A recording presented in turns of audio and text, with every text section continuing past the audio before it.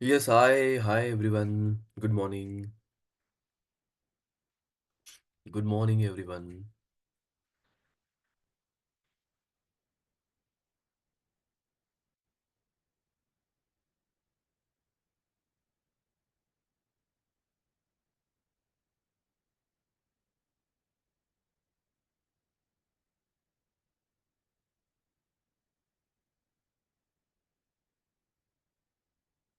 All right. So let us start our discussion with or let us continue our discussion from the last session.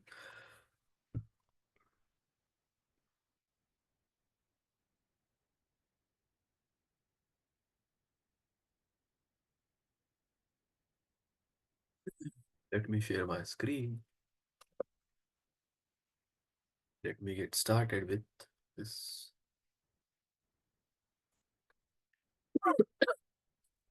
Hmm, Yeah, drive.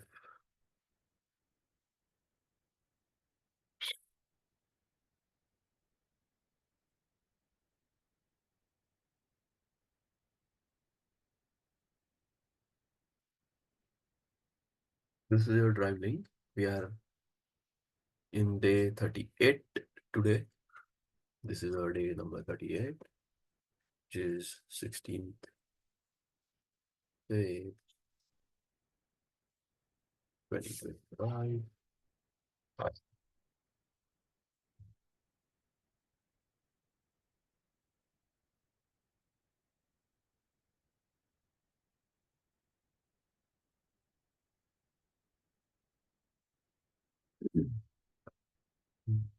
And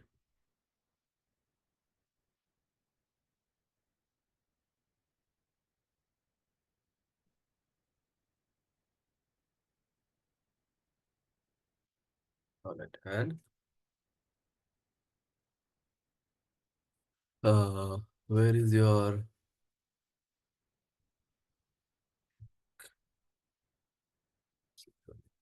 correct? ठीक है.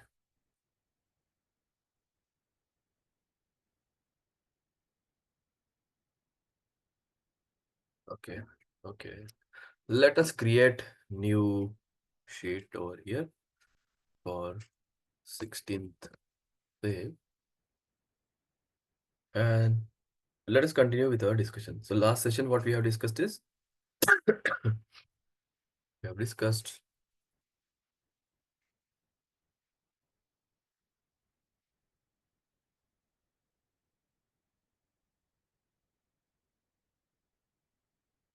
hmm, challenges understanding visual system of mammals 2, then VGGNet architecture, reading digital images. We have seen that.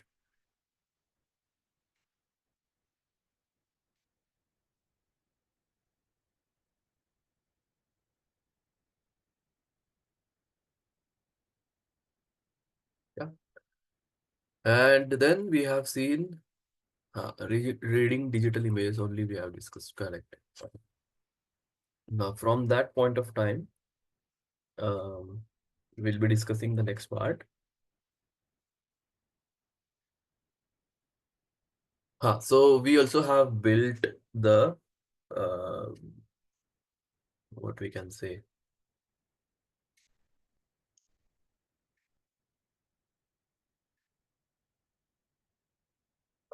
this convolutional neural networks,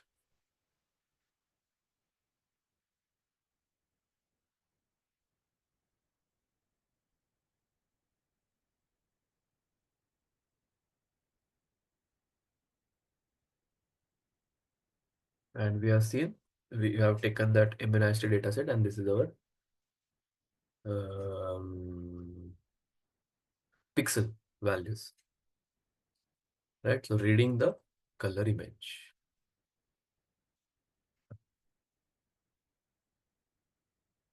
right? Reading the color image. And this is the plotting RGB channel of the image, right? Correct. So what we have done is we have in the first step itself, we have converted this size into 18 by 18. If you see, resize this to 18 by 18, right? So let me write down some key points of this output. This output, this one. Let me write down some key points from this output.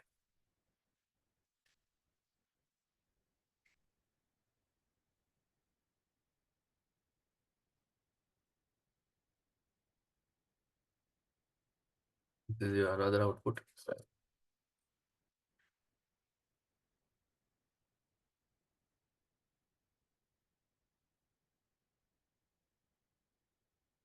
right? Now, for this, the points are height and width of the image, or of this image, are 18 pixels.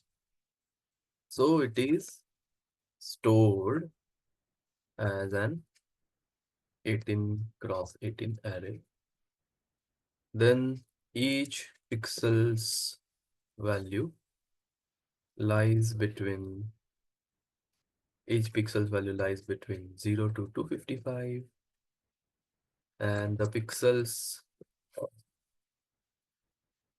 having a value close to 255 appear white, since the pixels represents the intensity of white, and those close to 0 appear black. Simple. Pixels value having a pixels having a value close to 255 appear white, since pixel represents the intensity of white, and those close to 0 appear black. Right? Now, let's see this color image. Which color image? The one which we have taken over here, this one. So for this color image,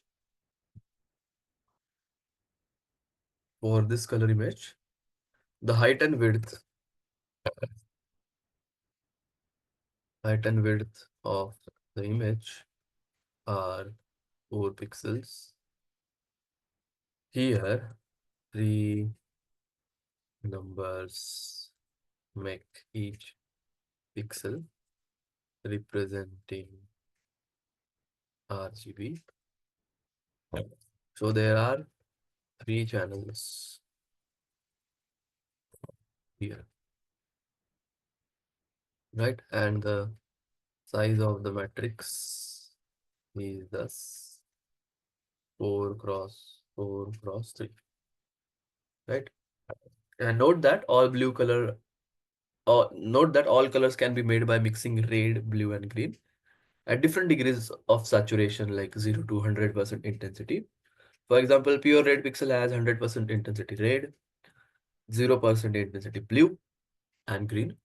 So it is represented as pure red color, or red pixel has 100% intensity of red. 100% intensity of red means it has 0% intensity of blue and 0% intensity of green, right? So it is represented as, so it is represented as 255, 0, 0, right? Then white is a combination of 100% intensity of red, green, and blue. So it is represented as, so it is represented as 255, 255, 255, right? So why is the range of pixel values from 0 to 255? First question. Why is the range of pixel values 0 to 255? Why is that?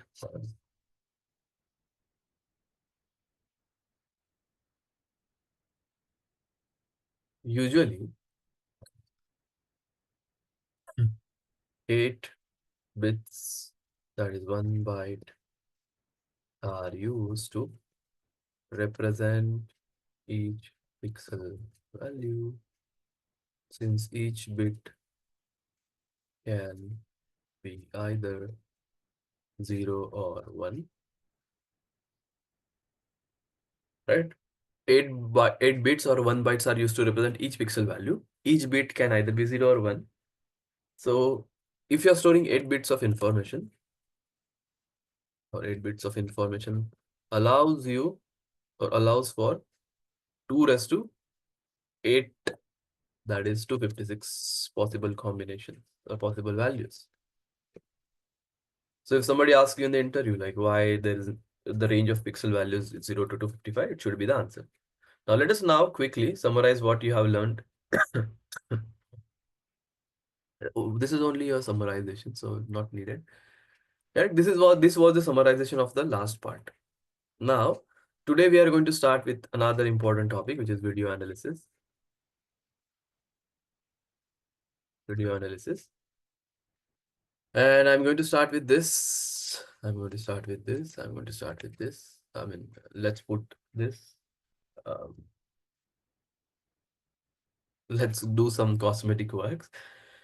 Now you'll understand the process of video analysis using CNN. Process of video analysis using CNN. That is nothing but a video is basically a sequence of frames where each frame is an image. And you already know that CNN can be used to extract. CNN can be used to extract features from an image, right? Let's now see how CNNs can be used to process a series of images, that is videos. Right, let's now see how CNN can be used to process a series of images, that is videos.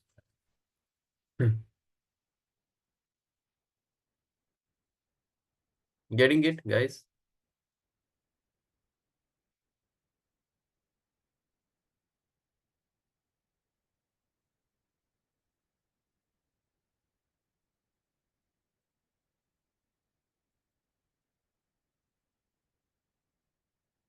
So what happens is, guys, suppose you're playing one video. Suppose let's play any video out there.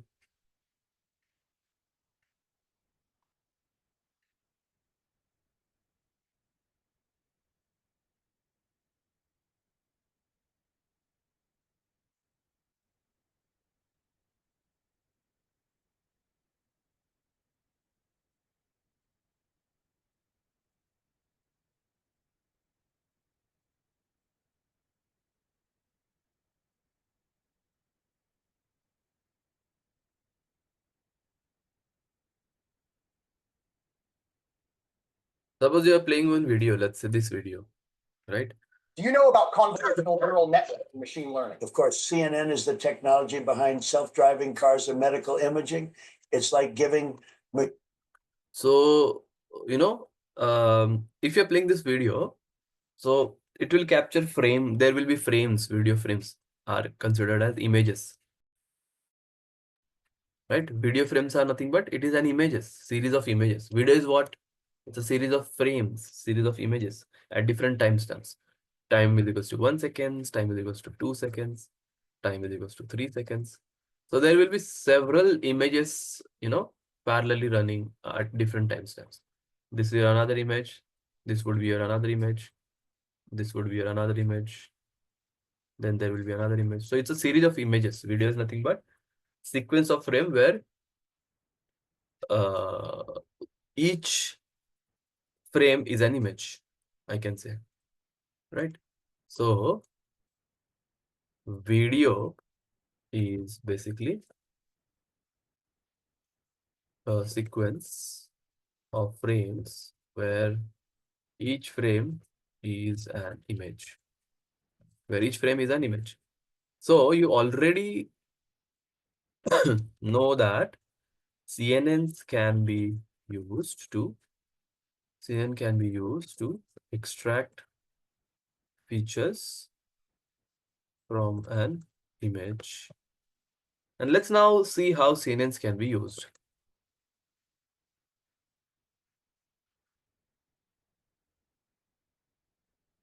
I think I have already written down this, my bad. Let's summarize the process of video analysis. What happens is, guys, there will be one CNN plus there will be RNN. What is RNN? You don't need to worry about this at this point of time. CNN output is fed to the RNN output, and there will be feature vector, that is frames from that. So basically, you will feed the feature vectors. These are the video frames. These are the video frames, right? And a feature vector is passed to each and every computation or each and every time. So a feature vector for every frame, I can say.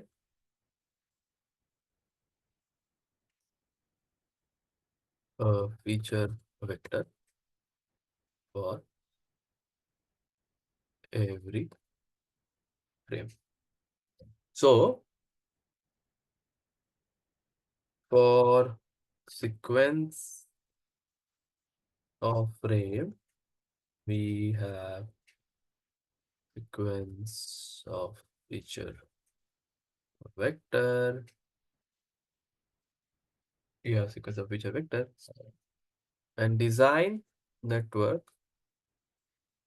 to deal with sequence of feature vector.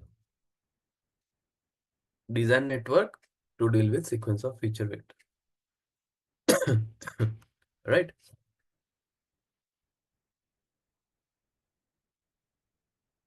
And then there will be an output like this from RNN.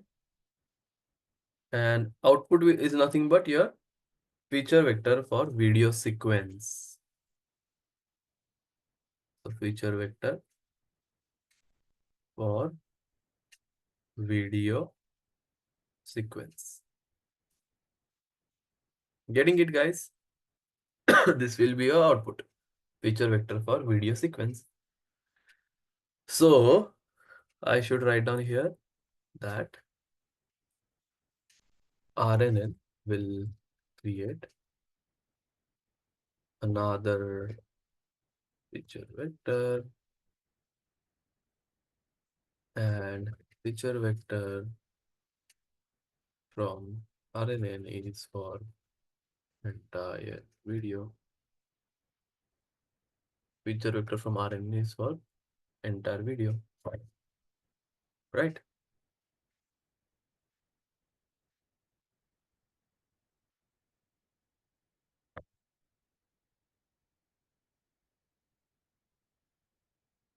Now, this feature vector for video sequence is,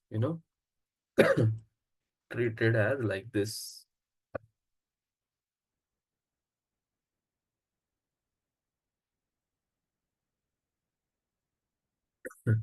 This is your classification.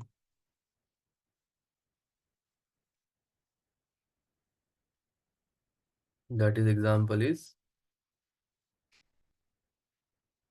pose estimation or estimation,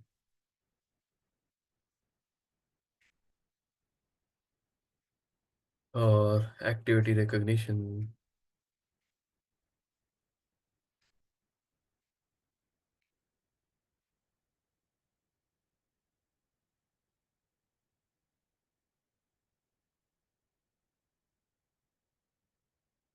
So when CNN used with RNN, CNN is used with RNN in your video analysis part. And this is what happens, right? This entire process. So you can watch recording and get the idea about this. Now, if you're doing video analysis,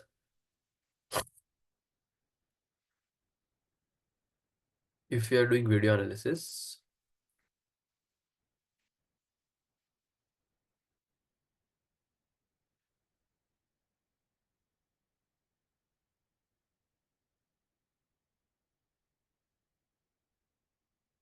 right? So what happens is we use CNN with RNN. What is RNN, guys? Another neural network which is used with the text NLP, right? Text data. Video data is CNN. CNN used to extract features from image, and this features are input to RNN to extract sequential information, and then your output vector of RNN is used for classification. Is used for classification. The output vector of RNN is used for classification. So this is what happens, right? These are the steps. This is what happens. And now entire CNN components, if you have to see, it's very, very complicated. That is what we are going to see now. So there will be a input layer, convolutional layer, max pooling, dense layer, output layer. And suppose this is what you have, right? Pooling, padding, and n number of things will be there.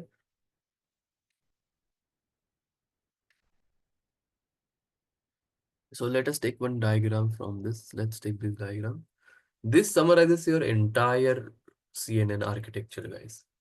A typical CNN architecture has an input image, a convolution layer, also known as feature maps, then pooling layer, also known as pooling feature maps, convolution layer, also known as feature maps, pooling layer, also known as pooling feature maps, and there will be flattened layer, and there will be fully connected layer, and there will be an output, right?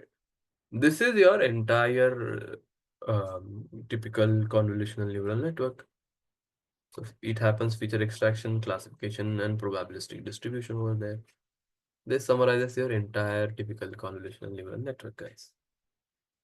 Understanding it now, everyone? Getting it, guys? So CNN components are, first is convolution, second is pooling, third is picture maps.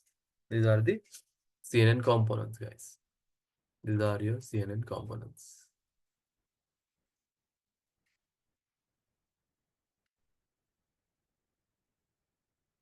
Right?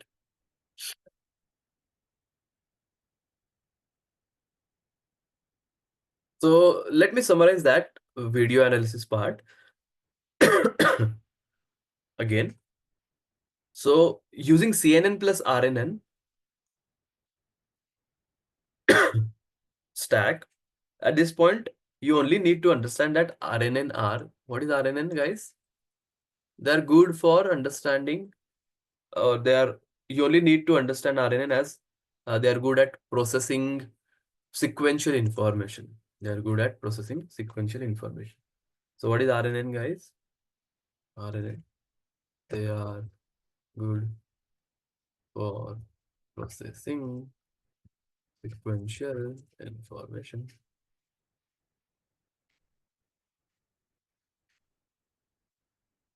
such as videos. That's a sequence of images, text. Text is also known as sequence of words or sentences, etc. And you'll study in RNN. You'll study RNN in next module when we are going to learn with the text analysis. This is video analysis we are understanding. So let's not discuss that. So for a video classification task, here what we can do is suppose your video is of video videos are of 1 minute length, 1 minute length each, 1 minute length each. Right. So if we extract frames, if we extract frames from each video at the rate of 2 frames per second FPS, we'll have we will have 120 frames or images per video, right? We will have 120 frames or images per video. Now you are going to push each of these images. You are going to push each of these images into a convolutional net such as VGGNet, and you are going to extract feature vector from that. You are going to extract feature vector of, let's say, size 4096. Let's say 4096. 4096. Right? So you are going to push each of this image into convolutional net such as VGGNet and extract feature vector of size 4096 for each image. 4096 for each image. For each image. And have thus we have 120 feature vectors representing each video, right? And this 120 feature vectors representing a video as a sequence of images can now be fed sequentially into an RNN, which classifies the videos into one of the categories. Classifies as videos into one of the categories. And the main point here is CNN act as a, this is your main point.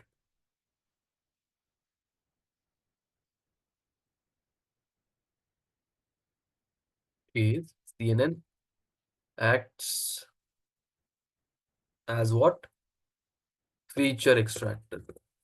Extracting features from your images or images.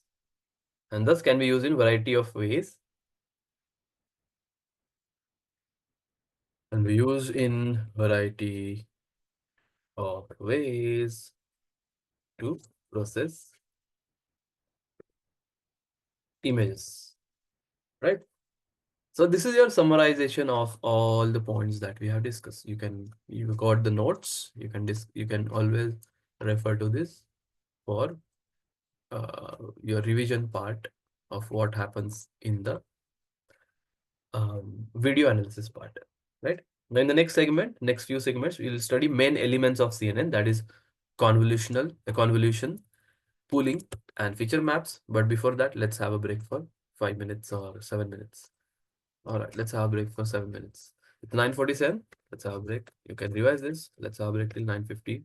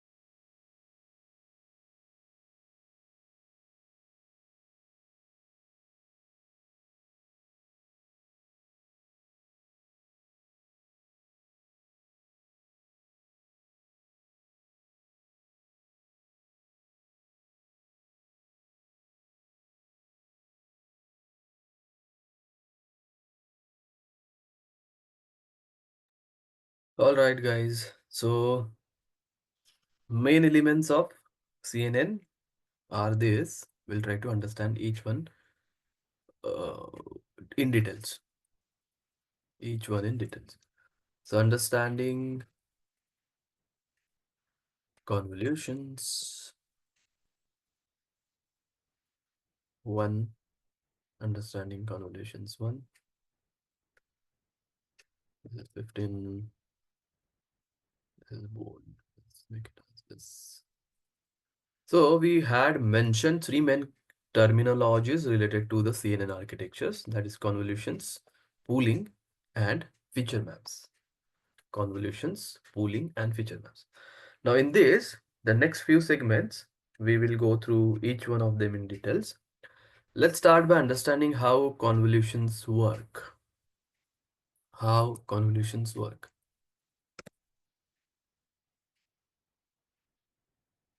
So it's very simple. Let's first try to understand this. Any video is fine. Hi, everybody. In this video, we're going to cover one of the most fundamental operations So used in you just computer watch vision. this video, guys, and then we'll discuss what happens in convolutional operation, and what are the different filters that we have, right? Let's watch this. Taking any random one, in suppose. Okay, okay. Vision, which is 2D convolution. Hi there, and welcome to Learn OpenCV. The convolution operation starts with the concept of a filter, which is also referred to as a kernel, usually 3 by 3 or sometimes 5 by 5, which is used to process an input image and transform that image to something that might be more useful for downstream processing. In this example, we show how a 6 by 6 input is convolved with a 3 by 3 kernel. Here we use a well-known kernel often used in image processing called a Sobel kernel, which is designed to detect vertical edges. The convolution operation consists of placing the filter over a portion of the input and multiplying the elements of the filter with the corresponding elements of the input. The resulting value is a single number representing the output of the convolution operation for a given filter location. Sliding the filter one pixel at a time corresponds to a stride of 1. The filter location is shown in dark blue, and this region is also referred to as the receptive field. Notice that the center of the filter is indicated in green. The convolution operation performed at each filter location is simply the dot product of the filter values with the corresponding values in the receptive field in the input data. A sample calculation is provided for the first two filter locations so you can confirm your understanding of the operation. Notice that at each filter location, the operation produces a single number placed at the corresponding location in the output. So this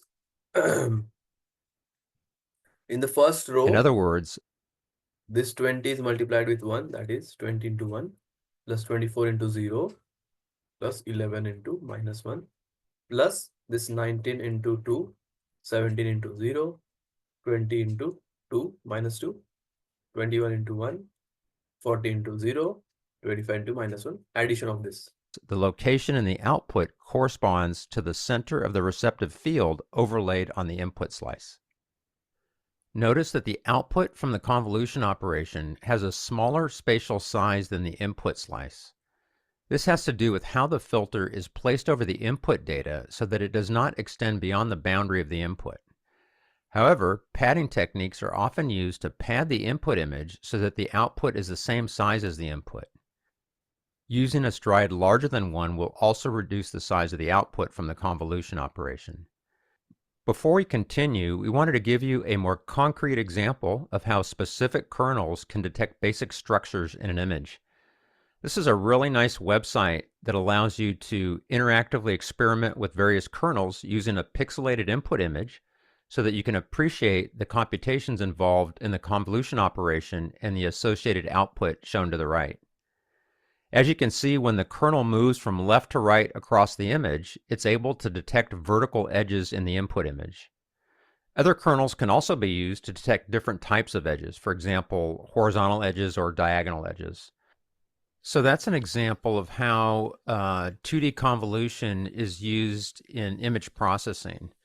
But this concept has been extended and generalized for use in neural networks, and specifically convolutional neural networks, in which there are special layers within those networks that perform the convolution operation on not just the input images, but intermediate data throughout the network.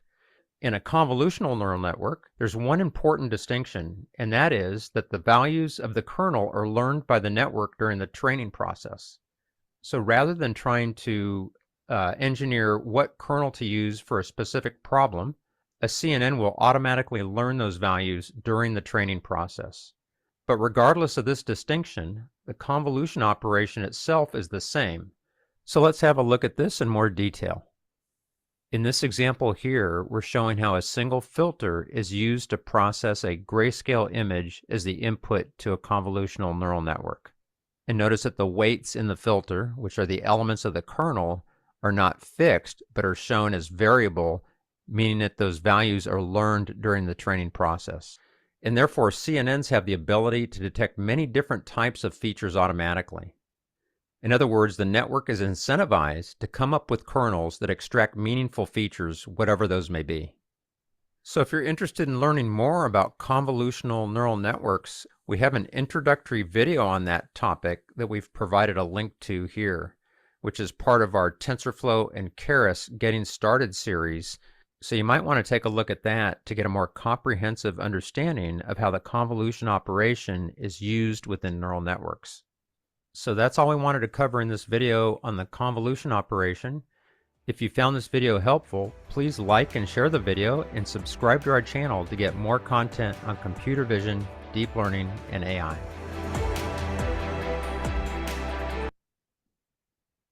All right.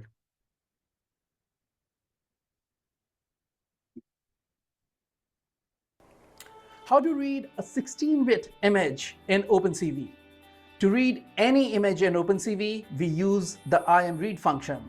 It takes in two parameters. The first. So let us take let us take some examples of convolution now. So consider I'm creating 6 by 6 image. So 1, 2, 3, 4, 5, 6. 1, 2, 3, 4, 5, 6.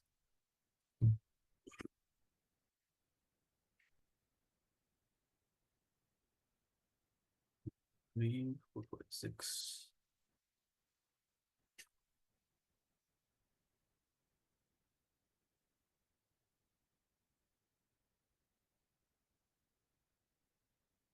Okay. So I'm interested to detect the ages. Age detection.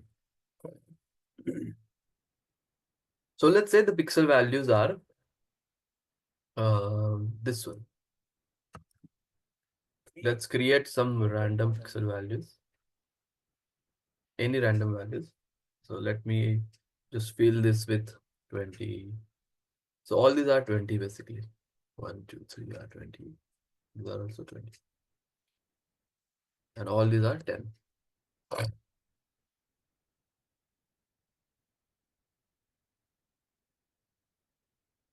Right? Now this is my image, which is 6 by 6. Right? And it will pass through what? It will pass through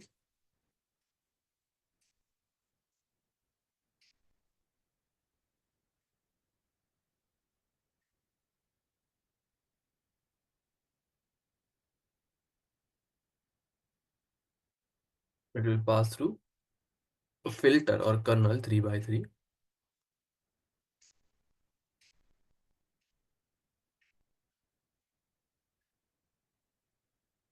Pass through 3 by 3 kernel like this. So it will be 1, 0, minus 1, 1, 0, 1, 1, 0, minus 1. And at the end, output will be 4 by 4. I'll explain how 4 by 4. I'll explain why 4 by 4. right? So what happens is, guys, you have to multiply this star. You have to multiply this. So this image is multiplied with filter slash kernel 3 by 3 kernel,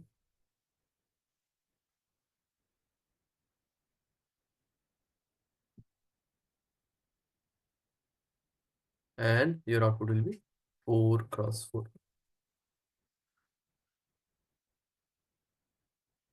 So what we do is we convolve image using filter. We convolve this image using a filter. So suppose this particular image is convolved to this place, 3 cross 3 here. So it will be a multiplication basically.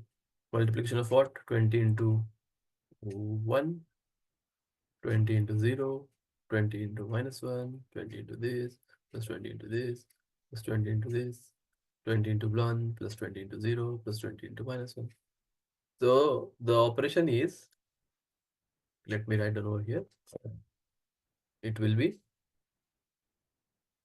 just imagine you have dragged this weight filter, put it over here, 3 cross 3 here. And we are doing the multiplication. So it will be 20 into 1, sorry, 20 into 1, 20 into 0, 20 into -1, 20 into 1, 20 into 0, 20 into 1, 20 into 1, 20 into 0, 20 into 1, right? This will be your calculation, correct? Sorry, this is -1, not -1, -1, -1. So this row is -1. This row is -1. All right, all right. So it will be basically 20 into 1 plus 20 into 0 plus 20 into -1 plus 20 into 1 plus 20 into 0 plus 20 into -1 plus 20 into 1, last row, plus 20 into 0 plus 20 into -1, right? And obviously, if you do the calculation, 20 into 1 3 times and 20 into 1 minus 3 times, it will be a 0. So likewise, you're going to place this filter for each and every position out there, and you'll be getting the output over here. So for first, this value, it will be 0. Second, we'll calculate like this. Then again, filter will be placed over here. Then it will be here, and then it will be here. Right? Considering your step size, which is known as stride, very important, which is a step size for this filter, in which step size it is moving basically, right? So it will be 0. And you can do the calculation, right? So that's how the answer is coming. This is known as convolution operation. So mathematically, your convolution operation is the convolution operation is the combination of element wise product of two matrices. And let's take two matrices, X and Y. And if you convolve the image X using the filter Y, this operation will produce the matrix Z, right? Let's take two matrices x and y. If you convolve the image x using the filter y, this operation will produce the matrix z. So x is this now. This is your x. Let's take this 3 by 3. Let me add some values. 1, 2, 3, 2, 0, 0, 7, 7, 9, 1. We have y as well. So our y is this. Again a 3 cross 3 filter. 3, 2, 0, 3, 0, 1, 0, 5, 2. And again I have a z, which is my 1 cross 3 is equals to 3. Right? So basically it will also be a 3 by 3 matrix. 1 into 3 is 3, 2 into 2 is 4, 3 into 0 is 0, and then 2 into 3 is equals to 6, 0 into 0 is equals to 0, 0 into 1 is equals to 0, 0 into 7 equals to 0, 9 into 5 equals to 45, 1 into 2 equals to 2. Right? And finally, we compute the sum of all the elements in Z to get a scalar number. So finally, you compute the sum of all the elements in Z to get a scalar number. That is 3 plus 4 plus 0 plus 6 plus 0 plus 0 plus 0 plus 45 plus 2 is equals to 60. Right? So in the next segment, we'll continue and extend our learning and we'll do discussion on convolution neural networks. Right? Chalo. So that's how it happens, guys. You go through this. I'll give you 5 minutes ka time, 5 minutes, to understand this convolution, and then we'll see a new topic, which is understanding convolution part 2. Right? So let me just copy this. Let me paste it over here. This is our understanding convolution part number 2. Write down this, guys. Write down this.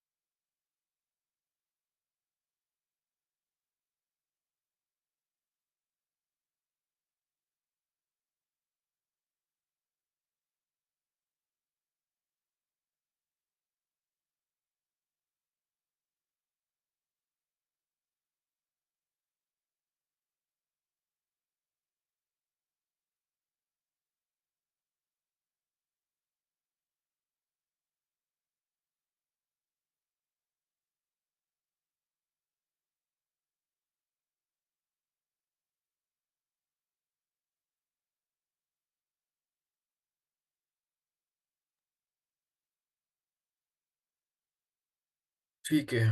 All right, guys. All right.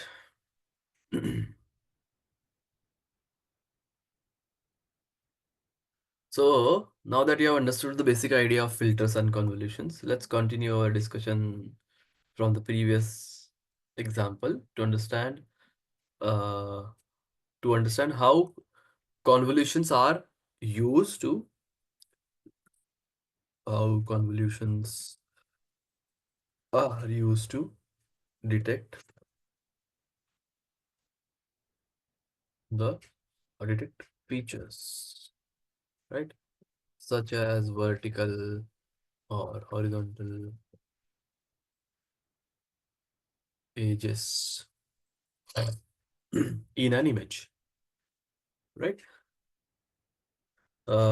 So the example that we have taken, this one is an example of vertical edge detection, guys. How it is an example of vertical edge detection? Let us see this. Let us see this. How it is an example of vertical edge detection? Because if you see a calculation, if you do calculation, if you do some calculations for this, so it will be 0. You try this and you'll get an idea. 0, 30, 30. It will be also 0, 30. So the middle line is having a number 30. So 30, 30, 30. And this will be 0, 0, 0. This will also be 0, 0, 0. Right? So if you see here 0 means at the edge, right? This is your output. This is your image output. 0 means it is a black, complete black. 30 means towards 1, towards white, right?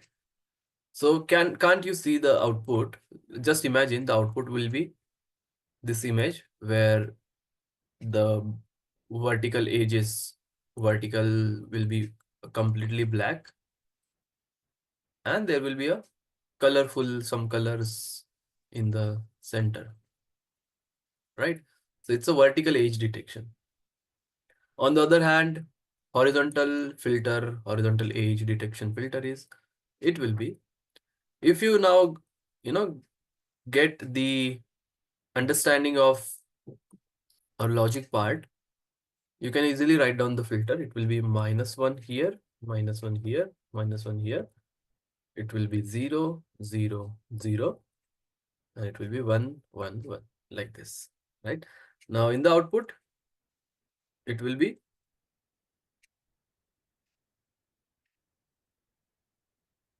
in the output, it will be 5.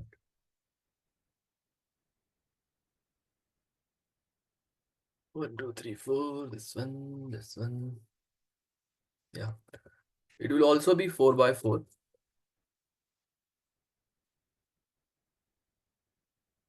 Also be 4 by 4. And what will be our output, guys? Your output will be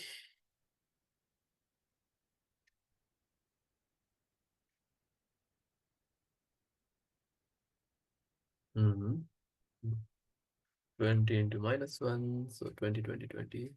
This. So it will be 0 here. Every time it will calculate and do 0, right? 0, 0, 0.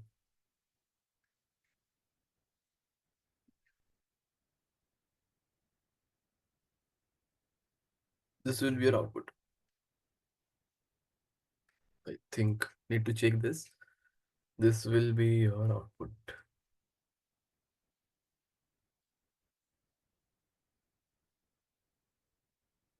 Sorry, not this one.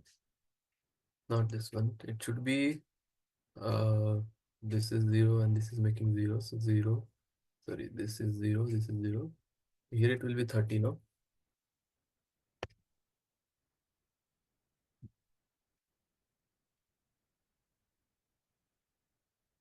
Hmm. The values will be in the horizontal side. This one.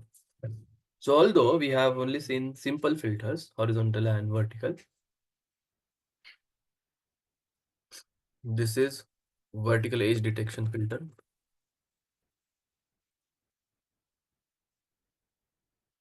This is your horizontal edge detection filter.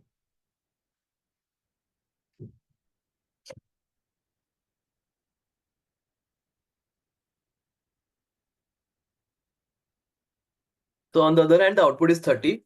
That is 20 minus 10 in the columns 2 and 3, indicating that there will be or horizontal edge detection in this. There are other filters as well.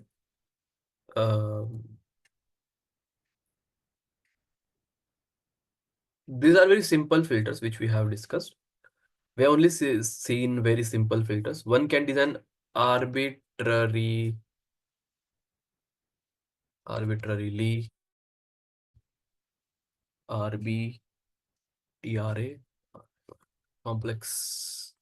arbitrarily complex filters for detecting edges and other patterns, right?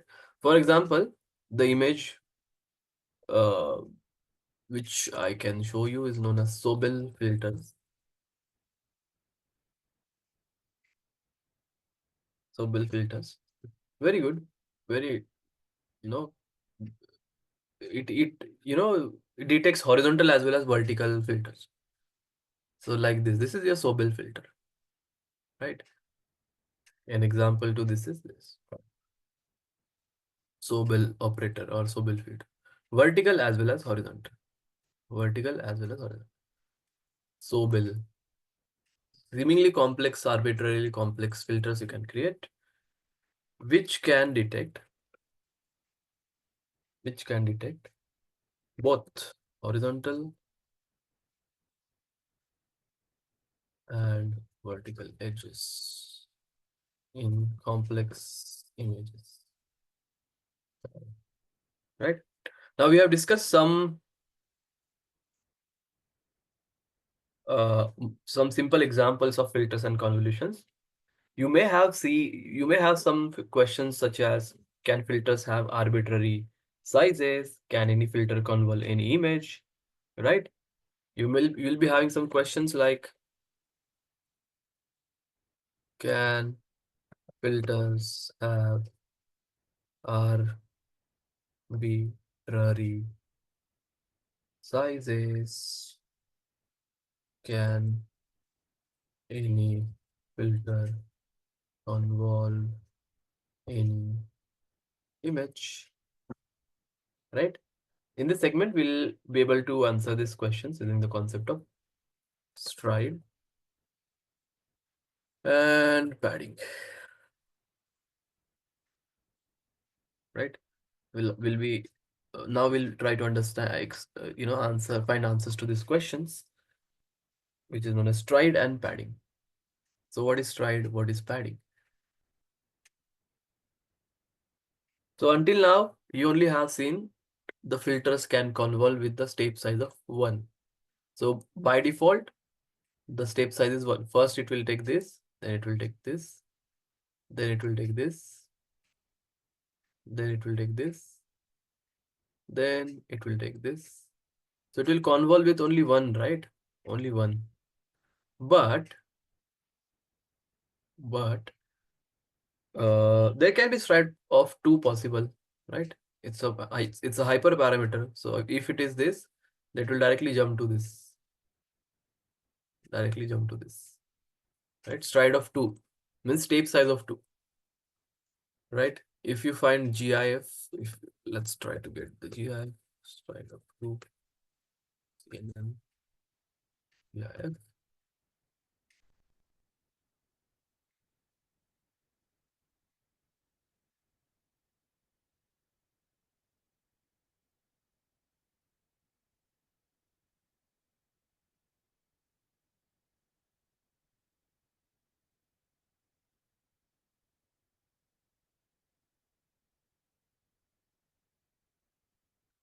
This is a stride of 1, guys. I think. No, 2 hai. Yeah. So, yes, it's 2. It's stride of 2, correct. If you just see.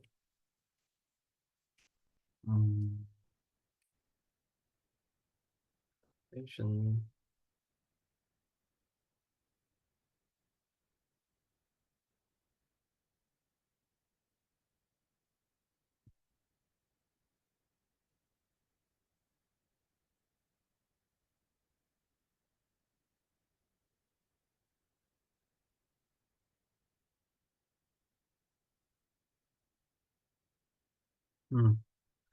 Now see, these are the hyperparameters. Input size is 5 by 5. Kernel size, the filter size is 2 cross 2. Right? Now you are considering stride of 1. See, this is how it happens. This is how the output is getting generated. If kernel size is 3, then it will be likewise. If stride is 2, 1, then 2. Can you see this, guys? Stride of 2 is this.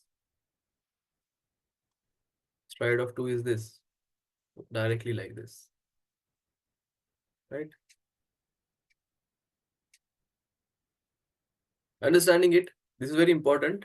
You should give it a try. Very important one. Okay. Then, so there is nothing, compulsion as such to give stride of 1. If you think you don't need many fine-grained features for your task. If you think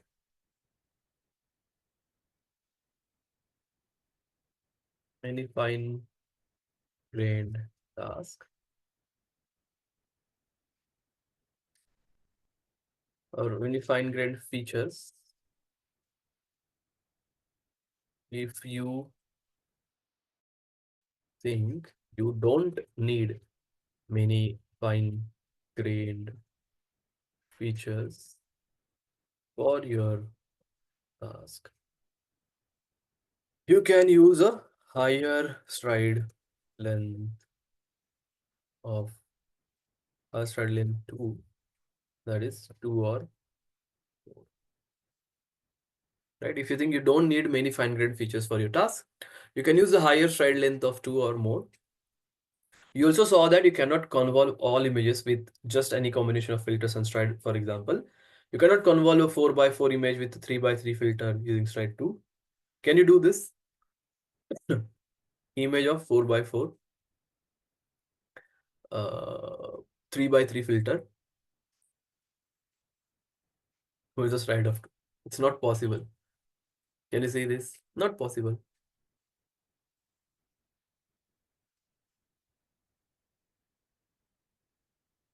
Right? I'll just give you one activity. That image is 4 cross 4. Filter is 3 cross 3. Stride is 2. So you cannot convolve this. Stride is 2, 2. Or you cannot convolve image of 5 cross 5 with a filter of 2 cross 2 and a stride of 2. Right? Stride of 2. So if it is 5 cross 5 with 2 cross 2 filter, stride of 2 is not also possible. It's not possible. Try to do this. Right? To solve this problem, you use concept of those. There are some combination which are physically not possible. To solve this problem, what we do is we use concept of padding. Now, padding comes into the picture now. The following are the two most common ways to do padding. two most common ways to do padding. So at the edges, suppose this is your image. 1, 2, 3, 4, 5. 1, 2, 3, 4, 5, 6. 3, 4, 5, 6. 1, 2, 3, 4, 5, 3, and 3, 6. Okay. 6.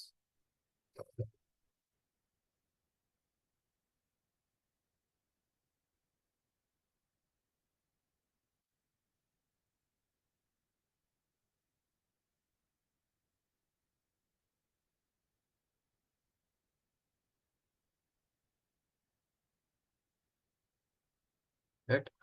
This is a padding. The following are the two most common ways to do padding. We will populate the dummy rows. Populating the dummy row or columns with the pixel values at the edges, and then populating the dummy row / columns with zeros, that is zero padding. Zero padding. Right? So the notation is padding of X means that X units of rows / columns are added all around the image, right? And an alternate or less commonly used way to do this is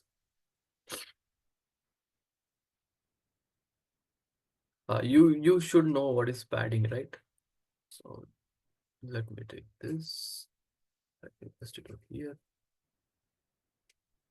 So what you do is, suppose, if it is not possible, so what we do is we add for stride of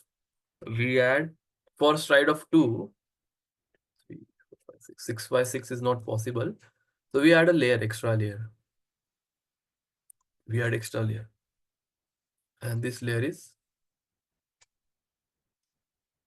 known as padding.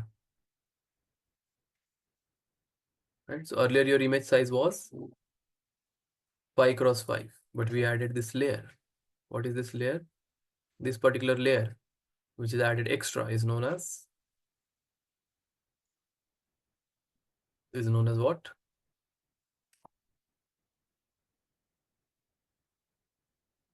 Is known as what? Padding. So padding of X, suppose if I write here padding is 1, means 1 unit of rows and columns are added. Padding of 2 means 2 unit. Padding of 3 means 3 unit.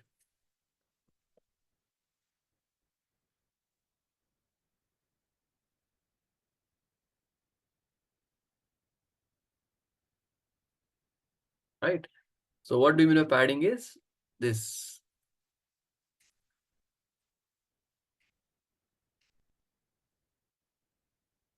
We're adding an extra 0, 0, 0 on the border to get the output.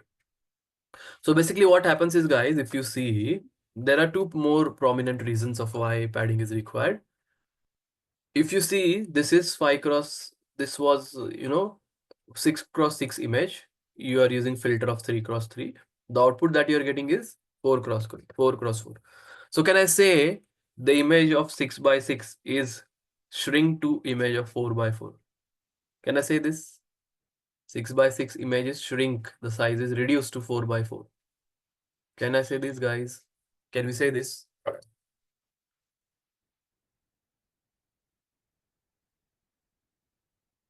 Right? So it means that you're reducing some features, quality of your image is reduced. Yes or no? Image is 6 by 6, you're reduced to 4 by 4. Right? So that's how to maintain the image, or it should be of same size of to that original image. Suppose this is your original image, which is 1, 2, 3, 4, 4 cross 4. To maintain the same size, we are using a padding. That is also another thing. So if you see in real architecture, which we have seen over here, let me take that. Can you see this? How many convolution layers are we are using? It is multiple 128 convolution layer, 128 convolution layer. So don't you think that your size of the image will be reduced and shrink to the such size that we are going to vanish, or the important features would be vanished? Don't you think so, guys? Right? So that's why we are using pooling. That is another purpose, to maintain the image size, input size, maintain the image input size to the same as the input image input size as same. We are using what? We are using a padding over there.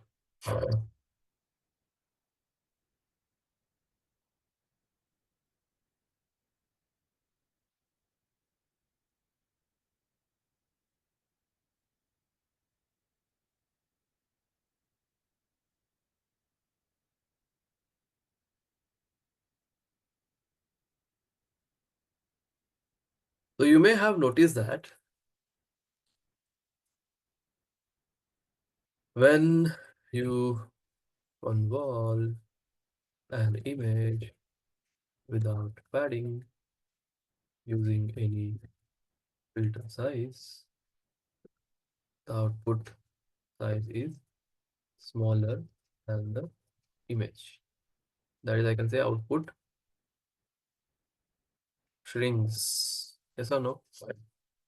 You may have noticed that when you convolve image without padding, that is using any filter size, the output size is smaller than the image, that is output shrinks. For example, when you convolve a 6x6 image with a 3x3 filter and stride of 1, you get an output of 4x4. When you convolve a 6x6 image with a 3x3 filter of stride 1, you may get an output of 4x4.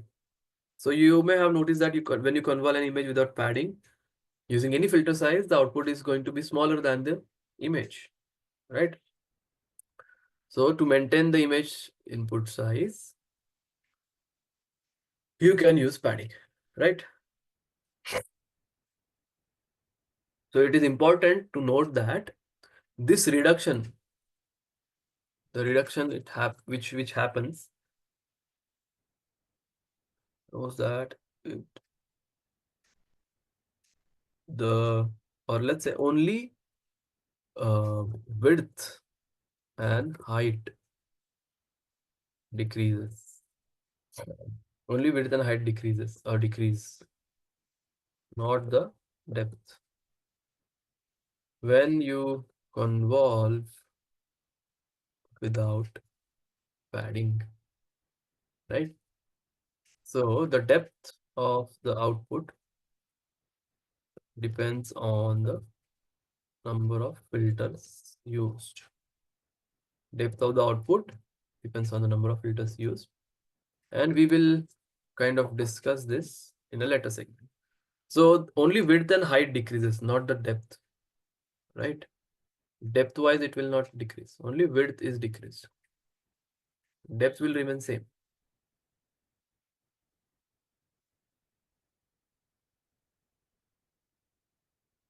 Suppose it is 3, depth is 3 here. Then here also it will be 3.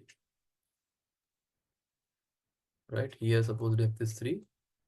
Only the image is reduced, but the depth is remains same. Understanding it now, everyone? But the reduction in size of matrix better as the computation gets kind of less intensive, which is desirable, right? Somewhat it is desirable, correct? But it should not be, see, in Who was asked this question? Prasita. You're correct. But if you just consider how many layers are there? VGGNet, just see an architecture of VGGNet. We are reducing the size to reduce the computations, correct? But the padding should be done in order to preserve some information, right? For an example, convolution. Can you see this? We have 64 layers of convolution. 1, 2, 3, 4, 5, 6, 7, 8, 9, 10, 8, right? So you might, like, you will be in a position to uh, remove, or you will be in a position to lose some information from the data, right? So that is what I was coming to that point. I'm coming to that point only, like why padding is necessary. So it should not be like this 6 by 6 is converted to 4 by 4. That is fine. I'm okay with that. But it should not be like this. 128 by 128 should be convol to 4 cross 4.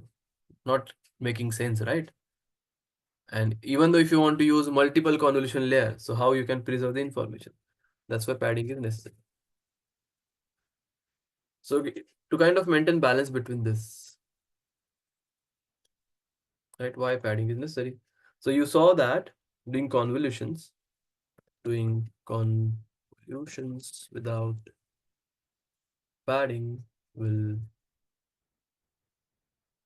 shrink the output. Doing convolution without padding will shrink the output. For example, convolving 6 cross 6 image with 3 by 3 filter and stride of 1 gives 4 by 4 output. Gives 4 by 4 output. Further, convolving the 4 by 4 output, convolving the 4 by 4 output with a 3 by 3 filter will give a 2 by 2 output, right? Convolving the 4 by 4 output with a 3 by 3 filter will give a 2 by 2 output. So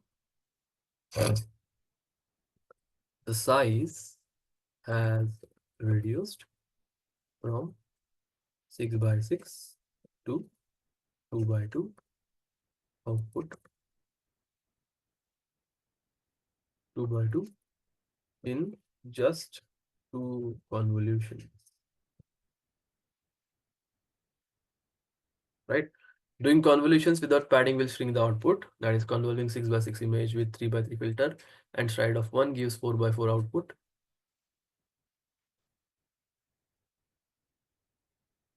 4 by 4 output. Convolving the 4 by 4 output with a 3 by 3 filter will give 2 by 2 output.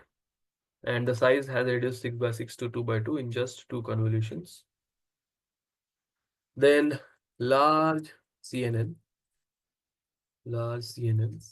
have tens or even hundreds of such convolutional layers. So recall VGGNet. Right, large CNN have tens or even thousands of such convolutional layers. Recall VGGNet. So we'll be incurring massive information loss. We will be incurring massive information loss as we build deeper networks. As we build deeper networks, right? So large CNN have tens or even hundreds of such convolution layer. We'll be incurring massive information loss as we build deeper networks. So this is the way, this is the main reason.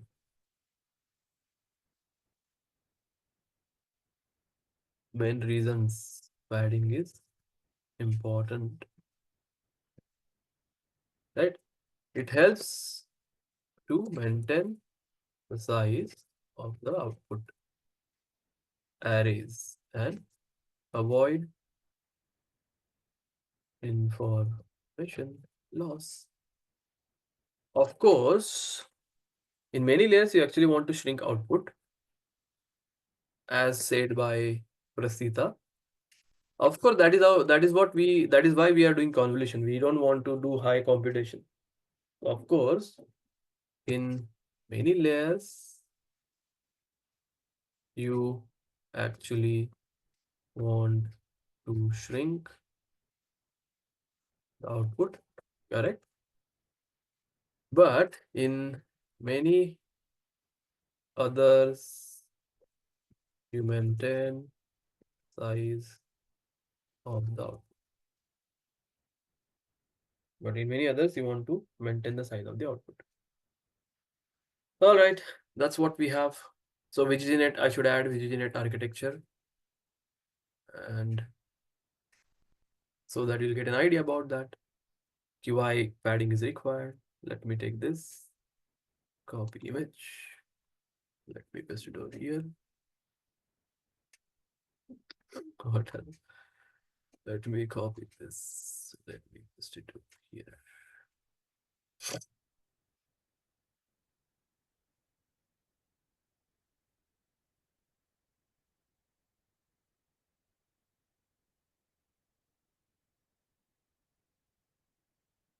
Okay.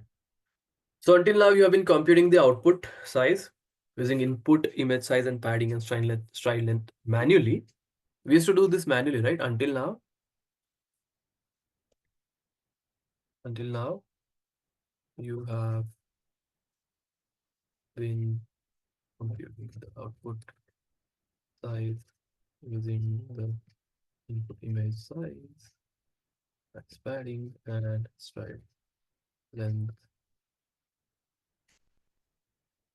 manually. In the next segment, you will learn generic formulas which will help reduce some of the manual work, that you have been doing. In the next segment, you'll learn some generic formulas which will help to reduce some manual work you have been doing to calculate this thing. So there is very important formula, and very important.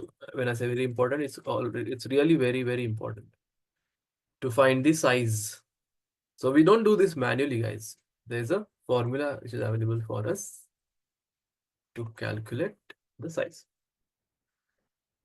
So you may want to try this problem solving by yourself. Suppose you have image of n cross n, a filter of k cross k, padding of p cross p, sorry, p, not p cross p, padding of p pixels, basically, p pixels on either side of the image, and a stride length of s, stride length of s, stride length of s. So you have to derive a general formula for computing the output size. You have to derive the general formula to or for computing the output size after convolution, right? You have to derive the general formula. And how you can do this is, given the following size, image as n cross n, filter as k cross k, padding as p, and stride as capital S.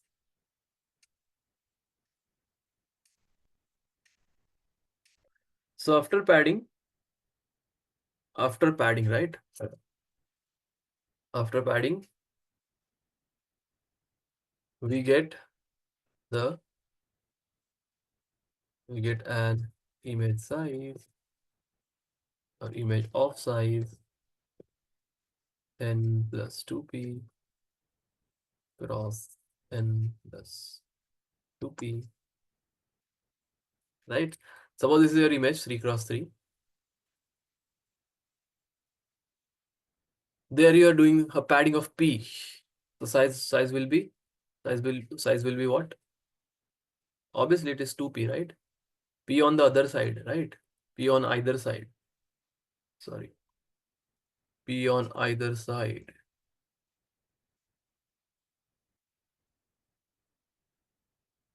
So earlier it was n cross n, that is 3 cross 3. You're doing padding of p. The size will be 5 cross 5. How 5 cross 5? Because it should be 3 plus 2p into 3 plus 2p. Yes or no? So that becomes 5 by 5. Padding is 1, right? Padding is 1. So p was 1 here. So 3 plus 2 plus 3 into 3 plus 2, that is 5 cross 5. So after padding, we get an image of n plus 2p into n plus 2p. And after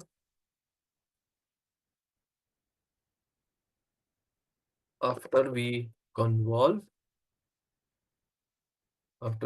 this padded image with the filter, we get size of the convolved image as n plus 2p minus k divided by s plus 1. How should I write down this? Let me give this formula directly. It should be like this, guys. N plus 2p minus k, that is a filter because it is reducing a size. Filter is k divided by your stride plus 1 into n plus 2p minus k divided by s plus 1. This is your size. This is your padding, right? So n plus 2p minus k divided by s plus 1. Formula.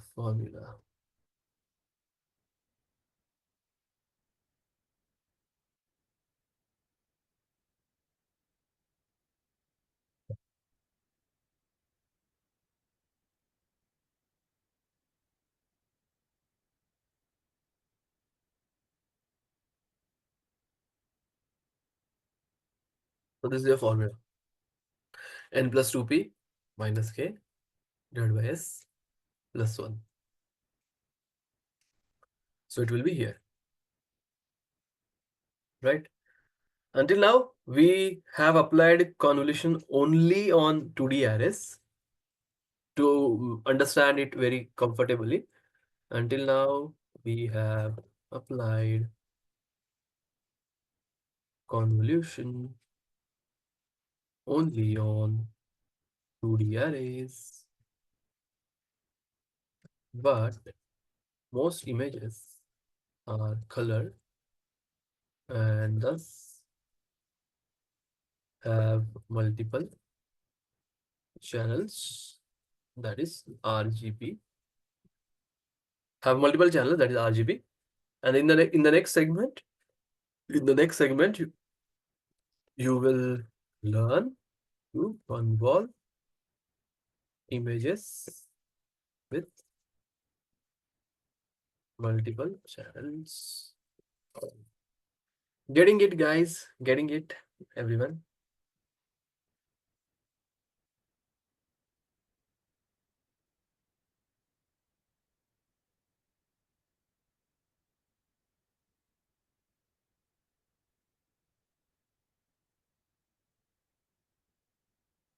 Y plus 1. Y plus 1. It's a formula, guys. Just a minute.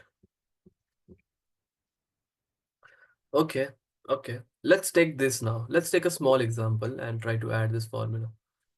So we are taking image of 3 cross 3, padding of 1, filter is 2 cross 2, right? So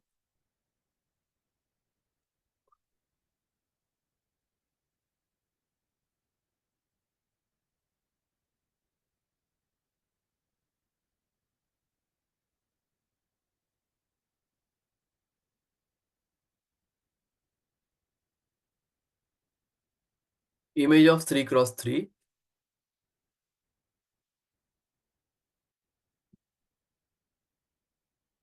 padding of 2, sorry, 1, kernel is, the filter is 2 cross 2, stride is 1. So what's your output? 4 cross 4, right? Image is 3 cross 3, padding is 1, filter is 2, stride is 1, right? So it is n minus 2p, sorry, n plus 2p minus k divided by s plus 1, right? First of all, we'll do formula wise. So 3 plus 2 minus 2 divided by 1 plus 1. So it will be 0, 3 plus 1 is 4 cross 4, right? Formula wise, we are getting this correctly. Now see what happens is, this one is, if you don't do this one, it will be 3 cross 3. It will not be the case. Since you are doing padding over there, like they have calculated the formula basically. If you are, let's say, input is 3 cross 3, padding is, you are doing padding of 1. So image becomes 5 cross 5, right? Image becomes 5 cross 5. And then you are doing, kernel is 2 cross 2. So it will be, and stride is 1. So 5 minus 2 plus 1. It is always like that.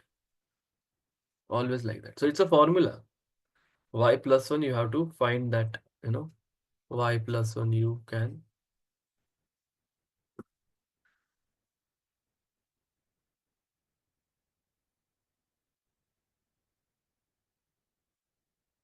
It's a mathematics part behind that. It's just like asking why, hypotenuse square is equals to side square plus side square. So why square root of that? It's like asking this. I hope you are getting this, what I'm trying to say. It's like asking hypotenuse is equals to square root of side square plus side square. So why we are taking square? Because since I have not derived it, I don't know that. Correct? Murli.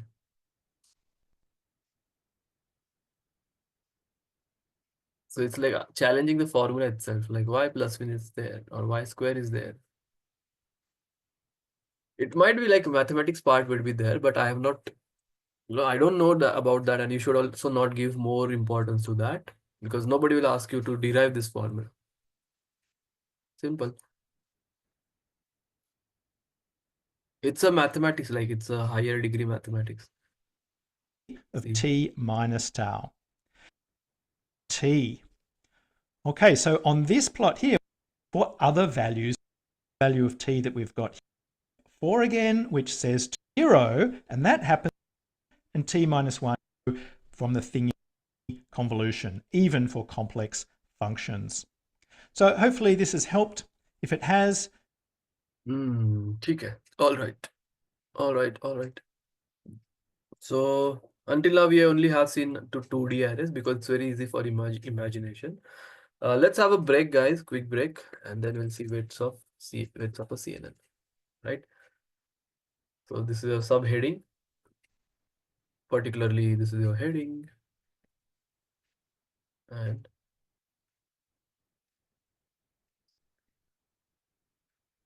so let's have a break for 7 minutes, guys. 11:14 p.m.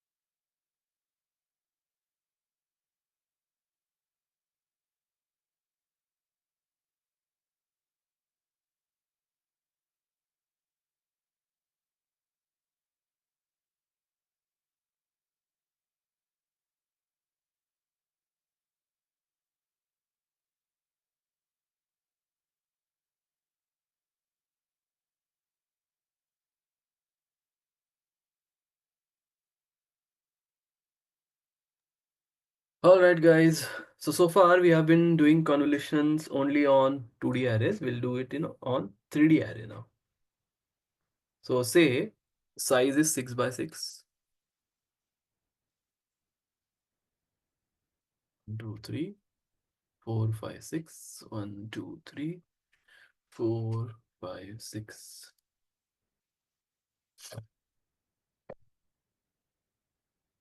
So far we have been doing convolution only on 2D arrays. But let's say we have size of 6 by 6, and but most real images are RGB images, and 3D array of size m cross n cross 3, right?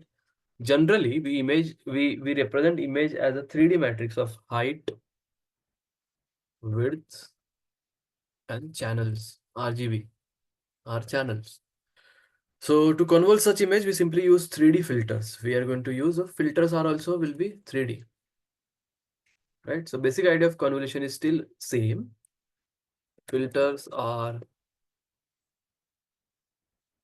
also 3D, and the basic idea of convolution is still same. We take element wise product and sum of the values, and the only difference is that now the filters will be three-dimensional. Right? For example, 3 cross 3 cross 3, or 5 cross 5 cross 3. Right? The last 3 represents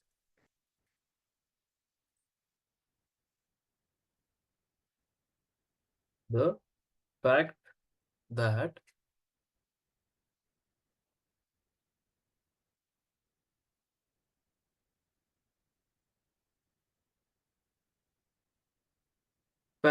the filter has as many channels as the image. Right? So image is having 3-dimensional or 3 channels. So filter will also be having 3 channels. Right? It's very difficult to visualize this. We should have what you can say, figure or video for this. Then only we can visualize this properly. 3D convolution of neural network.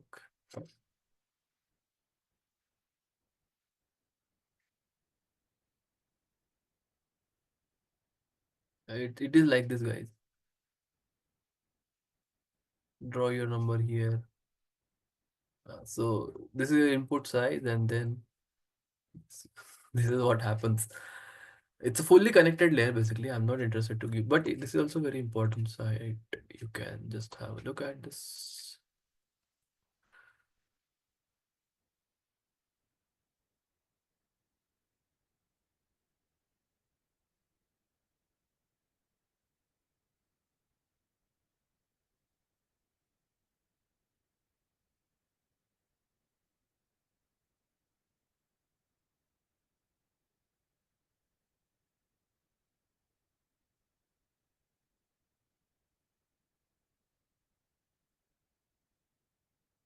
Right?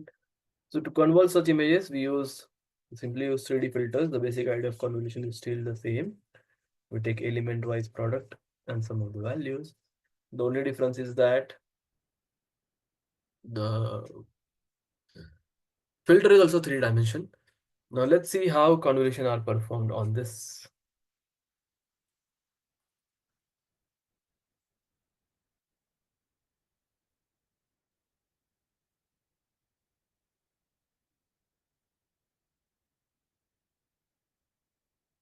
Yeah, it is like this, guys. Can you see this?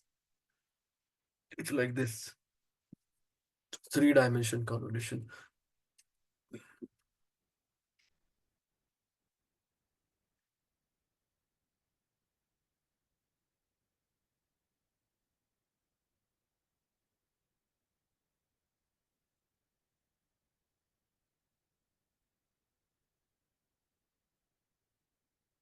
It's a 3-dimension. So to summarize this, so I'll just I'll just draw a diagram to explain this. Yes.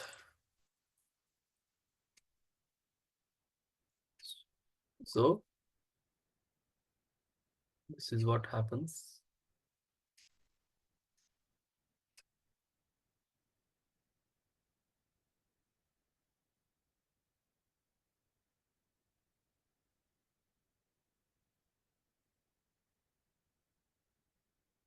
Right? This is your image size of 6 cross 6 cross 3. This is your filter of also 3 by 3.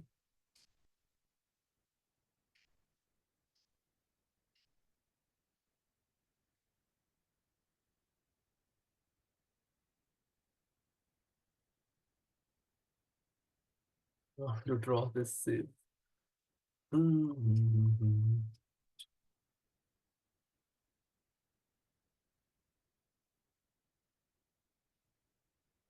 be like this. Correct. Yeah.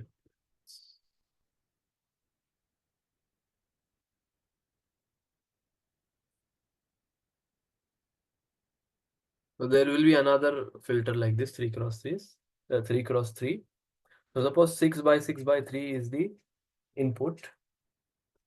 6 by 6 by 3 is your input. Then it is passed through 3 cross 3 cross 3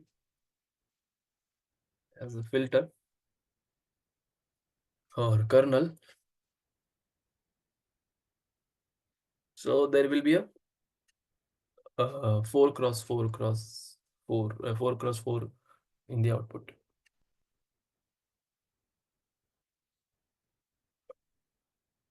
So image is also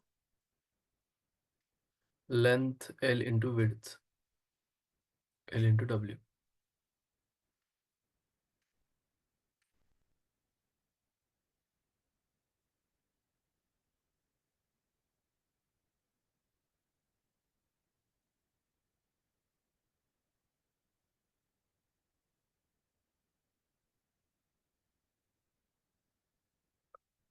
This is what happens. To summarize this particular thing, let me write down this.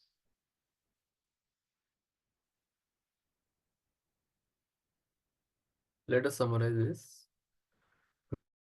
We use 3D filters to perform convolution on 3D images.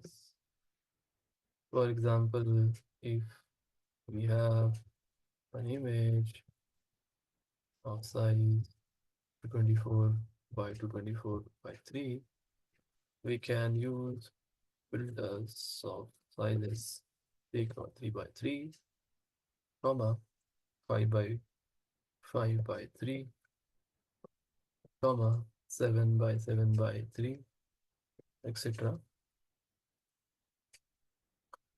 with appropriate padding, etc.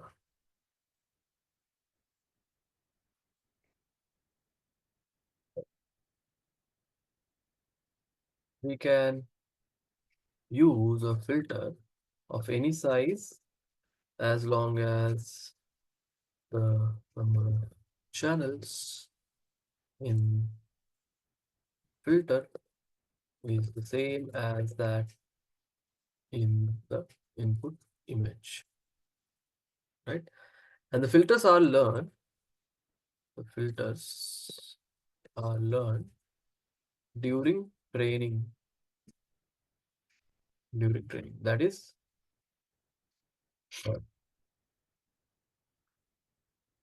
during back propagation, right? Hence, the individual values. So we don't add filter, guys. Filters are totally the values or the architecture which is learned during training, that is during back propagation. Hence, individual values of the filters are often called the weights of a CNN. The filters are learned during training, that is during backpropagation, and hence the individual values of the filters are often called as weights, called the weights of the CNN or weights of a CNN. Right? All right, then we can stop here for the day. In the next session, we are going to have a comprehension on weights and biases.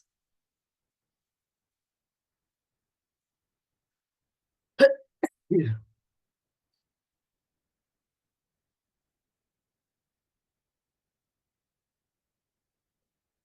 Excuse me. So this is what we'll do. Then we'll see feature maps. Then we'll see pooling. We'll see feature maps. Then we'll see pooling. After that, we are going to put all the components that we have studied in CNN together, and we try to visualize a fully connected layer. Right? This summarizes your convolutional neural network. Then we are going to build a CNN with eras in Python, and then CNN with a CNN architecture. We'll see, and we'll see transfer learning. Easy, very easy task. We'll see transfer learning. Right, so this will take at least, Saturday, Sunday will be gone to this next. So we have to take extra session in the next weekend. Most probably Saturday will be only 2.5 hours, but Sunday we can extend it to 3.5 hours. So I'm trying to finish this by this Feb itself. Then we have only full March to cover the remaining syllabus, in which we'll be having RNN. So RNN will require 4 sessions, and we have 8 sessions, right? And remaining 4 sessions will be we will be discussing the NLP part. Let me check what is left.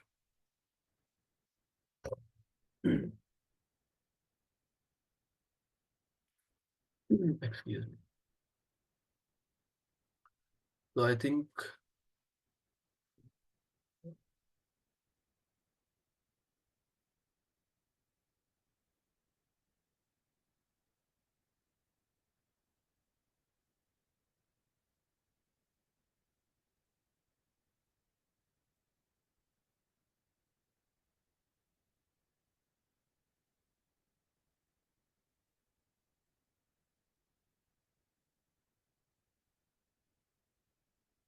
okay. So let's plan like this.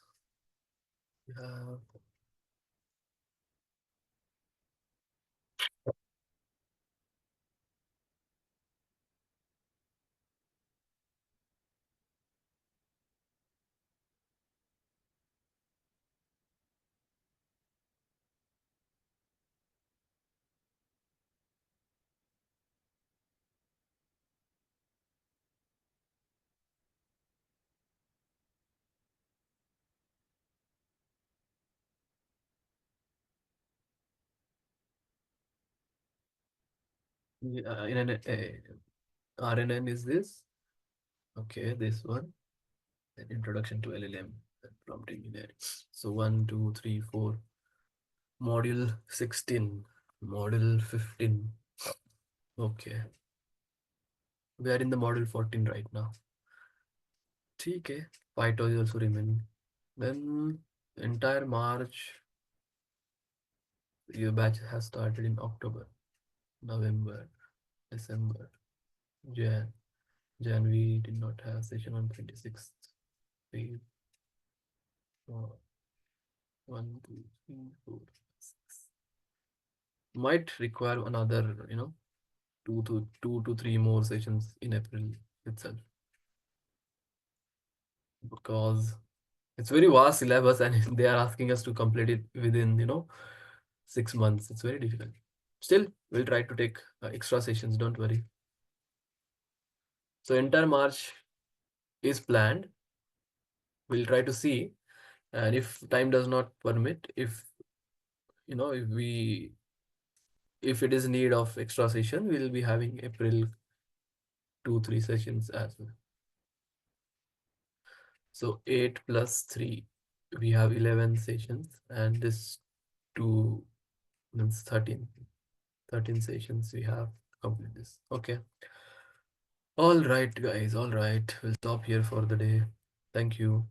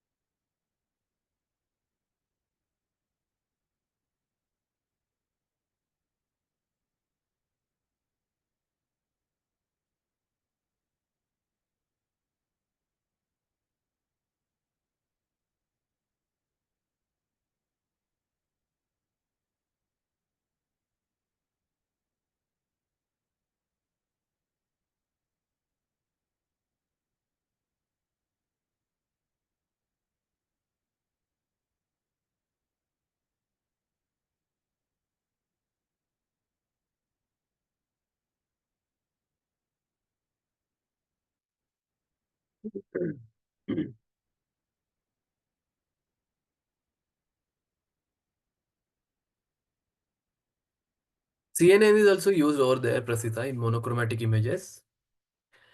Uh, because edge detection and texture analysis is something which can be done in monochromatic light, right? Monochromatic images. Monochromatic image still contain textural information. So CNN can learn to recognize that. Texture plays very important role in object detection and image understanding. That is something which is then shape recognition, reduce the complexity.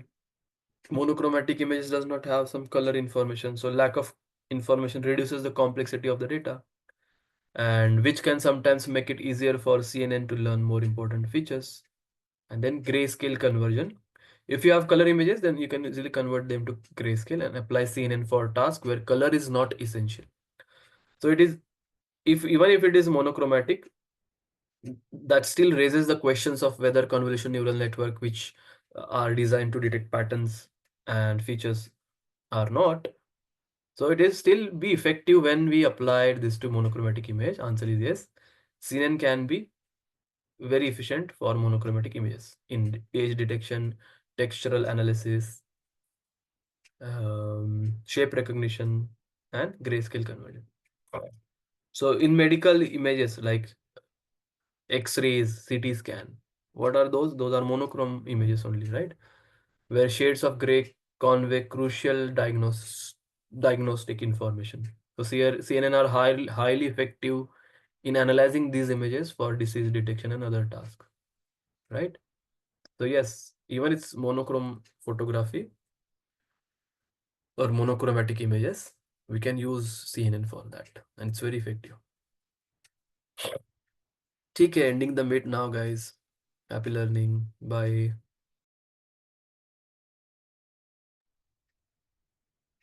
Yes, thank you. Thank you, everyone.